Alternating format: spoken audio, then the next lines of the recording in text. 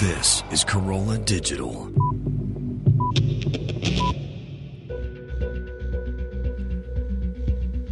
This is Reasonable Doubt with your hosts Mark Garagos and Adam Carolla. Yeah, get it on. Got to get it on. No choice but to get it on. Mandate, get it on. Welcome to yet another Reasonable Doubt. Thank you guys so much for supporting the show and giving us nice ratings on iTunes and watching us climb the charts and telling a friend. And reviewing us. And reviewing us. Yeah, we get a lot of good tweets, too. We rely heavily upon that. So thank you so much. I'm Adam Carolla. It's Mark Garagos over there. I got a little teaser for you.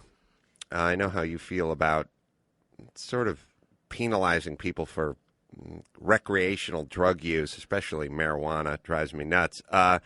Is there anything worse? Although, did you watch the Republican debate and people talking about it as a gateway drug? I thought that was dead 30 years ago. I was about to say that's the most tired argument. It's funny, really, the gateway drug, and it's always the logic of all people who have used heroin started with marijuana. Right. Okay. I know. All people who use heroin started with a cup of coffee. So yeah, and flossing. And brushing their teeth. Right. So those are all gateway activities to using heroin. It's funny because you said in 30 years, and I was thinking in 2015, they're still spouting out that.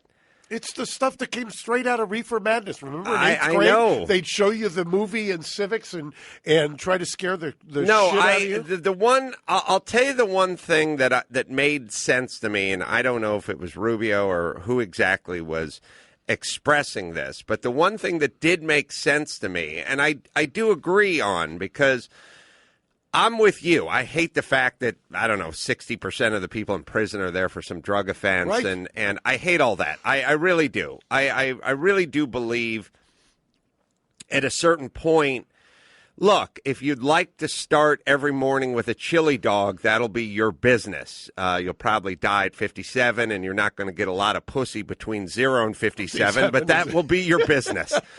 If I walk into 7-Eleven at 8:45 in the morning to get a cup of coffee and I see a guy loading up on nachos, that will be his business. Right. I don't want to legislate no nachos between the hours of 12 midnight and 9 a.m. Ultimately, it's all genetics anyway. I mean, you see Warren Buffett, he does his those shows, and he owns Coca-Cola, and he actuarially says he eats like a 6-year-old, where I have 6 Cokes a day, and he spaces them out, and he knows that he's only supposed to have 2,700 calories, and he does it, and he's 80 whatever years old, and he eats like a 6-year-old. Who cares? Of course, it is 90% genetics. But my feeling is this. I do the one part about that whole pot discussion as it pertained to the Republican debate was the part where somebody said, look, this is not the pot that Jeb Bush smoked in 1979. This is a different pot, and it will affect you. And that's what this is the honest dialogue that we tried to have one on race. That didn't work. But I think we can. Not only does that, it doesn't work now. It's now between Black Lives Matter and Blue Lives Matter. You can't even have the discussion. Right. So there will be no honest dialogue on race. But I would like an honest dialogue on pot, and the honest dialogue that I will have with my kids in the next 4 to 121 months. I want to leave myself an opening, a window there, right. A sliding door. I would like to say, look, no, pot's not going to kill you. No, it's not a gateway drug. No, it's not going to lead you to, quit your job and beat your girlfriend. But this isn't a bunch of leaves and shake that the guys were smoking over at Altamont back in 1969. This stuff has orange hair on it. And look what happened look what happened with the Hells Angels. And this stuff is sticky and it's icky, and you will get high. Yeah, and, but hold on, okay. and that's fine. I may take issue with this, though. That's fine. I don't mind, by the way. But let's not mistake this for a cup of coffee or half a light beer. Like if you want to get high and think you're going to go into work every morning and really mop up, you're not. It's Right. going to hold you back. Or if you want to do it before you take the LSATs or whatever it is, it's not. Now, if after a long day of kicking ass at work and a nice meal with your new family, if you would like to partake after the kids go to bed or before you go to bed or at a party or on a weekend when other people are enjoying a glass of wine, I'm completely fine with that. Good. So, Well, but except I'm going to give you the counterbalance to this. Do you remember hash oil? They used to have hash oil, and the hash oil was as concentrated cannabis. Cannabis. Thank you. It's been that long, or either that, or I did a bong hit before I came in here. It's been too long or too short a period of time, which is usually what happens to your memory after doing it. But I don't really care because I used to in college. As I remember, and late high school, which would have been senior year, the thing that always was most dangerous that I thought when you mixed with kids was tequila. It wasn't really pot. I never remember guys getting violent on pot or going and having accidents. It was the only tequila. time you commit felonies is tequila. Yes. Yeah, no, I agree. And the speech, well, what I'm saying is I've had this conversation with Dr. Drew. What we did with pot, and you can tell me if you agree or disagree. We started out with reefer madness, and then when people realized that was a joke, that was a farce, then the pendulum swung a little too far the other way, which is, come on, this is innocuous, this is nothing. I knew plenty of guys who would wake and bake and say, look, it doesn't affect me at all, now where are my keys, Yeah, exactly. And I'd say, well, maybe it does affect you, and they'd say, no, it doesn't, but I can't think of my mom's maiden name. The problem is when you do it is you're very close to the same symptoms of early dementia. So, where are my keys? I can't remember this. And you giggle about something else. It's like hanging out with somebody who's got the early stages of dementia or Alzheimer's. So that's right. So it's going to inhibit you. So the thing is there's a bunch of guys we saw up on stage saying this is a gateway drug, which are way too far to one side of the pendulum. Right. Then there's a whole bunch of other guys from Boulder, Colorado that says it's good for you. It helps me concentrate. And then you've got, it gets what's me his out name? of bed. You've got the presidential candidate who was using the other parade of horribles or the reverse parade of horribles saying, well, why can't you use cannabis oil for the cancer victim? Right. And that there is an argument there. Yeah. It really, this idea That's that somehow. Rand Paul. Yeah, it was Rand Paul. Sounds like Rand Paul. Well, but so the answer is this. The answer is the same as it is for chili dogs and the aforementioned tequila, beer, and red wine, which is none of it's going to kill you. Chili dog is probably not a breakfast item on a Tuesday.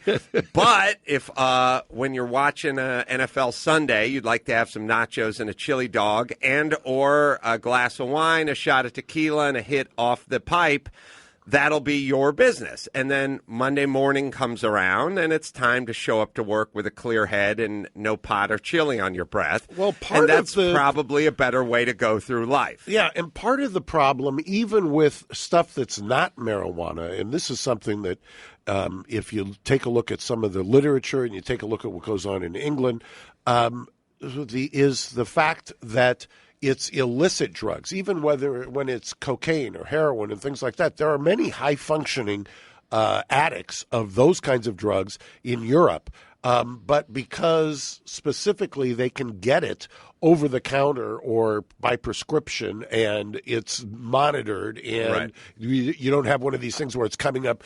El Chapo isn't sending it up through Mexico, and they're hitting it with all kinds of crap and baby laxative and everything else. That's where you get into all the problem. I mean, the war on drugs has been a abysmal failure. One of the interesting things is, who would have thought in 2015 at the Republican debate that the Republicans were all talking about what a disaster the criminal justice system is? Well, I'm going to tease a question for you, and it's just one I want you to think about a little.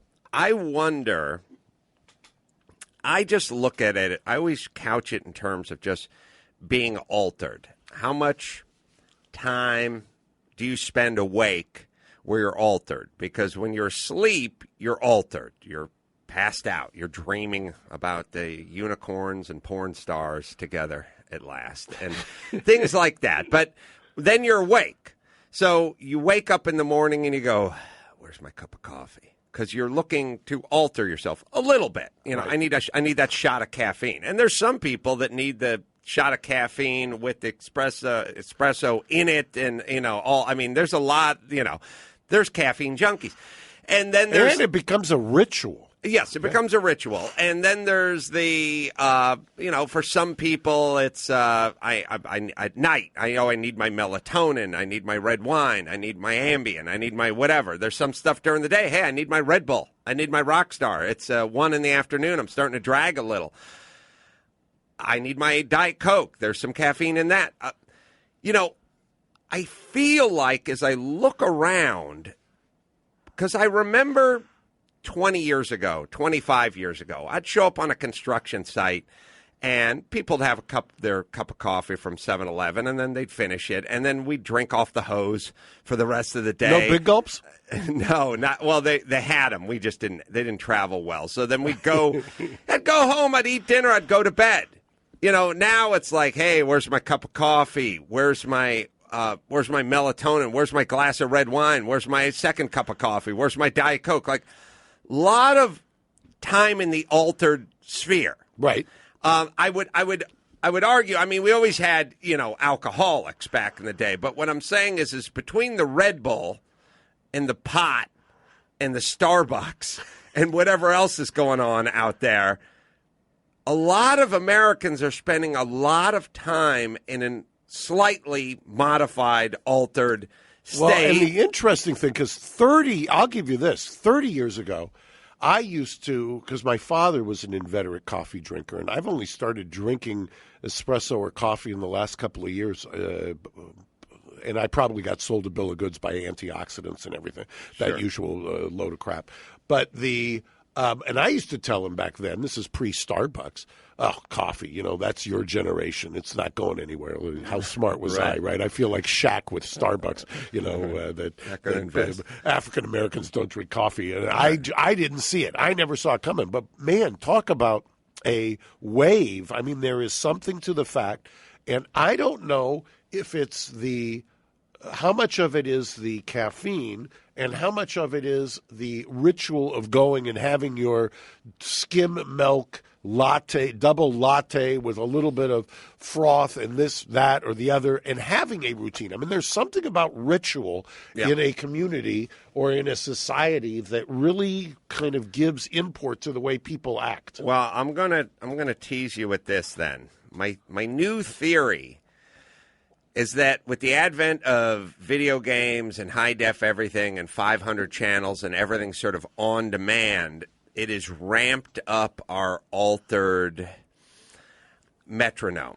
Well, are you talking about... Don't answer. Okay. Don't answer. I want you to ingest, digest, percolate, and emulsify. Right. Or ruminate. Ruminate. Okay, That's what I want you to do here. Because I feel like with everything being ramped up in general, movies, entertainment, sports, high def, this, that, and the other, that has generally got us moving faster. And that, whereas I used to go 9 hours without anything in my hand, like no can of soda, no bottled water, no, where's my club soda? It's been 8 minutes, I'm dehydrating in my air-conditioned office over here, I find myself walking around holding bottles of water and sipping off it. I used to do construction the entire day, not touch anything. I never packed a jug of water or anything. Now it's like, I need it. Where's my lemon scented Fresca? So have we, and then I'll tell you about LegalZoom, have we ramped this whole thing up so that now we're spinning so fast that when we step away from the TV or out of the movie theater or whatever it is from watching the... I'm ruminating, but just before you go into LegalZoom, just remember adult onset ADD, and then we'll move into there. Oh, I want to talk about that then. By the way, legal system's complicated. You can count on LegalZoom to help you navigate. Need help with corporate...